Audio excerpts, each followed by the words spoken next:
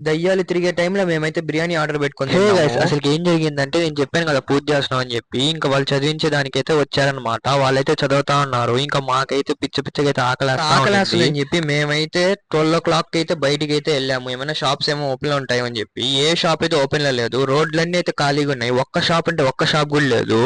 నాకు ఏం చేయాలో తెలియట్లేదు. ఇంకా మన దరిద్రం గురించి మనకు తెలిసిందే కాబట్టి ఎక్కువసేపు దొరికితే పోలీసులు పట్టుకుంటారని చెప్పి గమ్ముగా ఇంటికి అయితే వెళ్ళిపోయాము.